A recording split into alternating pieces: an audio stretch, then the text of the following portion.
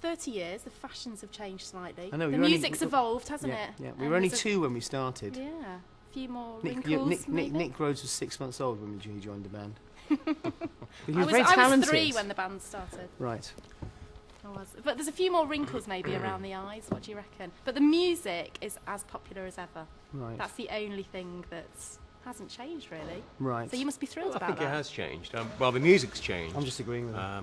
But the popularity hasn't changed, has it? Maybe not. But we do like to keep moving forward. We like to keep the music contemporary and not kind of get stuck in one place. And I think we have a great audience that seems to stick with us. And we just keep trying to give them good kind of contemporary music, and it kind of keeps a very loyal army of fans with us. But not many people after that amount of time can claim to have such a big fan base, can they? I don't know. We don't really kind of look around kind of judging ourselves against other groups. I tell you what we can do, though. We can look at our fan base and our fans and know that that a lot of them have come on a journey with us. Some of them since the very beginning, some of them since, I don't know, Notorious and that album, some of them since the Wedding album, some of them since Astronaut. And we have taken them on a journey, and as Rog says, we've changed. We've kept giving them something different, and that's part of the kind of ethic of Duran Duran, is that we believe in quality, in good songs with good lyrics, good melodies and great beats that you can dance to, but it's never going to be the same.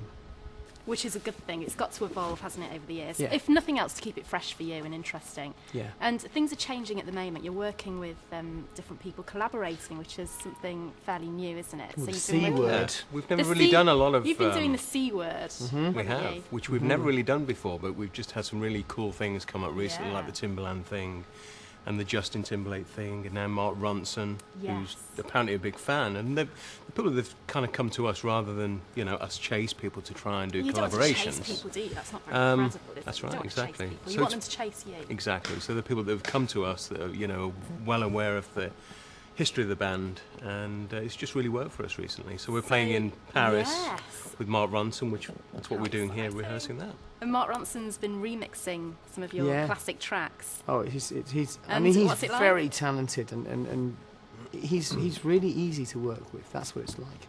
He's really cool and relaxed, and he's very good at what he does. He has a vision, he sticks to it, and he knows how to achieve a result.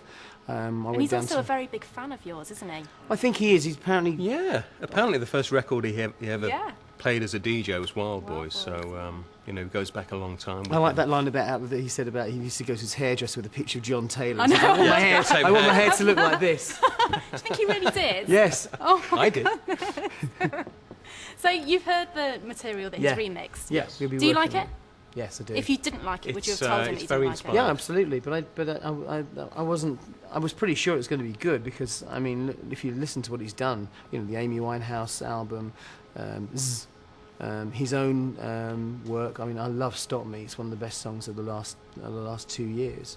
And I had confidence. You've got to have faith. You've got to trust people. You've got to let them do what they want to do. Otherwise, you don't get the best out of people. Definitely. So, looking forward to performing in Paris then. Yeah. Yeah. But we're really looking forward to performing in Birmingham. And Nottingham. Yes. And Nottingham, because we get to play our whole show.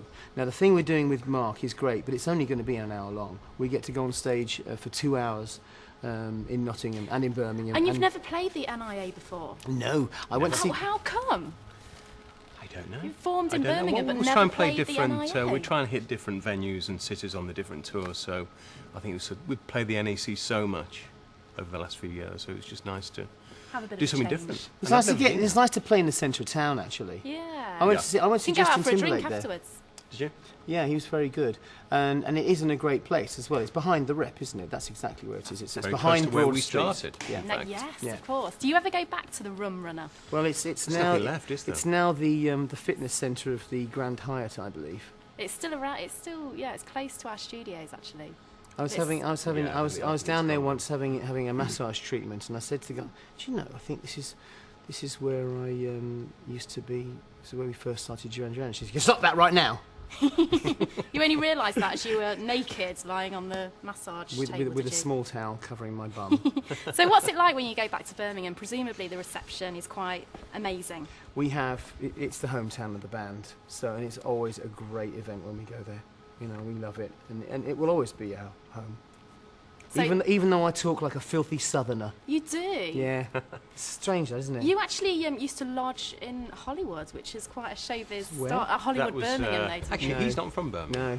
No. No, you're not I even was, from no, Birmingham. no, You're trying to be a brummie. I used to lodge in Borsall Heath, and do you know what? I was made an honorary brummie by no less a personage than Ali Campbell of U2. Really? And that U2? sticks. Not U2, UB40. I thought you changed bands. But yeah, it's Nick and John that were from Hollywood, which is kind of strange because now John lives in Hollywood, Los Angeles, and he came from how Hollywood, cool that there's a Birmingham. Hollywood in Birmingham now. I know, love that. I never I want come to up live with that. there. Really? It's probably not quite the same as It's not quite Hollywood. Los Angeles, is it? No, not quite. So when you come back to Birmingham, do you have a wander around and go to the old haunts? Do you wander down Broad Street, go to the Bullring, Yeah. places like that? What's that pub we went and sat in the car outside last time we were there? And you said we Oh, started in, there. Cheapside. Yeah. Because we started at this little tiny cottage in the middle of Digbeth in Birmingham, which was actually a squat at the time. So last time we played in Birmingham, we all went down there and found the exact place. Did you? And there was a little pub on the corner where we used to plan our future. Oh. Duran, cheapskates in Cheapside. Exactly. Did it bring a tear to the eye? Me? No, because I wasn't in the band then. Oh, okay. I sat in the car and carried on reading my book. Oh, we Heartless. got out. So do you get loads of people coming up to you on the street, lots of Brummy fans? Yeah. Does it annoy you, or do you No, quite we like love it. Do you like the attention? No, we love it. I bet you do. So tell me about the tour, what they can expect from the Birmingham and Nottingham dates. Expect 2-hour show. Expect to burn up some energy, to waste Classics. quite a lot of mobile phone battery, some Why? classics. Expect to come and sing. Why would they Expect use to- a lot of mobile phone Ah, battery? Well, you have to come and see. Oh. Well, it used to be lighters, now it's... Oh, of Mobile course. phones, you Oh, see. yeah. Yeah. Mm. And we'll do like a homage to Kraftwerk in the middle of the set. Yeah. where Is that we'll- like a we'll- lobster? What a homage. I don't know. Just kidding. Sorry. And anyway, we come from behind our instruments and take up these kind of electronic instruments rather than the acoustic ones. Yeah. And we did this whole kind of electro section of the show, And which there has are been lots going of down women really at the well. fronts from back in the day screaming like they did in Well, the there's 80s. there's lots of women from here in the day, actually. Yeah, but the teeny banned that boppers from term back in the day. Yeah. And they were only 3 months old when we started, so they're looking quite good now. I'm sure they are. I'm sure they are, and they're still as dedicated, of course, aren't they? Yeah, You did attract the teeny boppers back in the day, but you did a good job of being credible. How did you do that? Because most bands, you know, like Take That and boy bands, aren't considered that credible. But You're not really comparing us to boy bands, though, are you? well, I'm not. But Well, you for had a a start- similar, for a start, we but you played had a instruments. similar fan base, didn't you, at the time? We did. It was very much a teen fan base, which was kind of Whether like you that. wanted it That or was like not, an that's accident what you- because yeah, we really wanted to be exactly. like a really cool band like Ultravox Yeah. or Simple Minds, you know, in that kind of area. But And we we never- played on top of the pops, and the girls just started screaming, and that was It was those handsome. that was ones, the end of wasn't it. We End of that. never designed our music or our look to appeal to teenagers. We always designed it to appeal to clubbers. And I think because the teens, when they did get into us, had to kind of stretch themselves a little bit. It was a little bit adult for them. I think that's why we had the credibility as well. Yeah, and you listen to the albums. I mean, they're great albums. I mean, they're albums that have depth. They're not just like 3 singles and 8 fillers or whatever. They're really good albums, and I think that's why we're probably still here now because the songs have really stood the test of time, which is a great thing, I think. Do you listen back to the old material? All the And it wouldn't time. play it. Do you play it in the car and what have you? Yeah. as you're driving Well, along? I've got 3 daughters No. whose favourite band is Duran Duran. Really? Yeah. That's He really cool. forces them to listen. Yeah, to do that. you It's not make true. it? They force me to listen to it. Really? Seriously, yeah, they do. I mean, Amber's really got into Liberty at the moment, and I'm having to listen to Liberty all the time.